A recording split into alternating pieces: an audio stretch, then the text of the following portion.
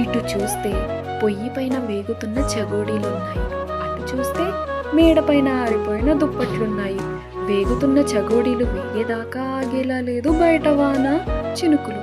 Stove off చేసి మేడపైకి వెళ్ళి దుప్పట్లు తెచ్చి మళ్ళీ స్టవ్ ఆన్ చేసి చేద్దామా అంటే కింద మంట లేకపోతే నూనెలో వేగుతున్న చగోడీలు నూనెనే పీల్చేస్తాయన్న సందేహం.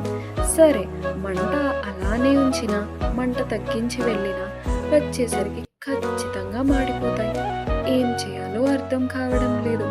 ఏదైతే అది అవుతుంది అని స్టవ్ ఆఫ్ చేసి వెళ్ళి దుప్పట్లు తెచ్చేసా. మెట్లు ఎక్కుతున్నప్పుడే చినుకులు మొదలయ్యాయి. ఇంకా నయం, కాసేపు ఆలస్యమై ఉంటే మళ్ళీ పిండి ఆరేసేలా తడిచిపోయేవి.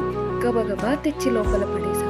వచ్చి చూస్తే చగోడీలు బుడగలు వదులుతూ ఈత కొడుతూ ఉన్నాయి నూనెలో. మళ్ళీ మంట పెట్టి మిగిలినవి నా ఫోన్ టార్చ్లో వేసేసి సాయంత్రం డిన్నర్ కూడా ప్రిపేర్ చేసేసా. ఈ రోజు గురించి అంతా అప్పుడే ఆలోచిస్తే లీవ్ పెట్టడం మంచిది అని అనిపించింది. ఇంకా మా వారు ఇంటికి వచ్చారు. నేను వచ్చాను అని చెప్తుంటే గుమ్మం వరకు వెళ్ళా. లోపలికి వచ్చాడు. కానీ తలుపు వెనకాల ఉన్న అట్ట ముక్కలతో చేసిన షూ ర్యాక్ని గమనించలేదు.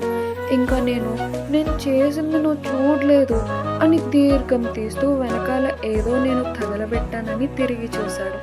చూసి భలే ఉంది అంటాడనుకున్నా కానీ నీ క్రియేటివిటీ తగలయ్యా అని అనేశాడు. కాస్త అప్సెట్ అనిపించిన ఆ మాటలో క్రియేటివిటీ అని ఒప్పుకున్నాడుగా, దానికి సంతోషమే.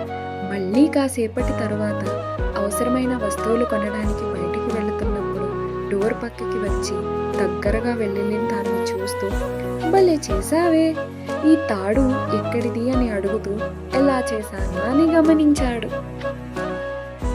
ఆ తరువాత ఏం జరిగిందో తెలుసుకోవాలంటే నెక్స్ట్ పార్ట్ కోసం వేచి ఉండండి.